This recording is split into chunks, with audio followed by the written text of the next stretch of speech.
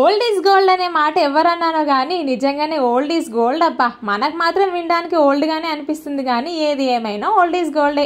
అసలే బంగారం రేట్లు బగబగా మండిపోతుంటే నువ్వేంటక్క బంగారం గురించి మాట్లాడుతున్నావు అనుకుంటున్నారా? బంగారం గురించి మాట్లాడట్లేదులే కానీ బంగారం లాంటి చీర గురించి మాట్లాడుతున్నారు. ఈ రోజుల్లో మనం వేలకు వేలు పోసి ఎంత కాస్ట్లీ చీరలు కొన్నా 1-2 ఉతుకులకే పాడైపోతాయి. కానీ మన అమ్మలు అమ్మమ్మల లాంటి చీరలు మాత్రం ఎప్పుడూ అలాగే ఉంటాయి కదా. ఈ రోజు నేను కట్టుకున్న ఈ చీర కూడా ఒక 20-25 ఇయర్స్ బ్యాక్ చీర అనుకుంటా. ఇంకా ఎంత స్ట్రాంగ్ గా ఉందో అసలు. షైనింగ్ గానీ క్లాత్ గానీ చాలా బాగుంది.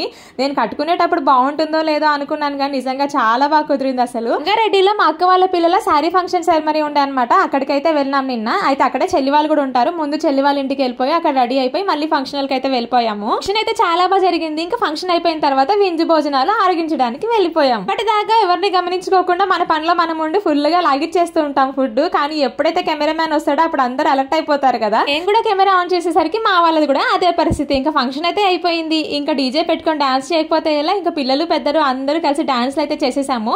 ఇక్కడ ఇంతకీ మా పిల్లలందరూ ఏం పాటకి డాన్స్ చేస్తున్నారో కామెంట్ సెక్షన్ లో గెస్ట్ చేసి చెప్పడం మర్చిపోకండి. అయితే మా డాన్స్ వీడియోలు ఇన్స్టా స్టోరీలో పోస్ట్ చేసేస్తాను. అక్కడ కూడా ఫాలో అవ్వండి.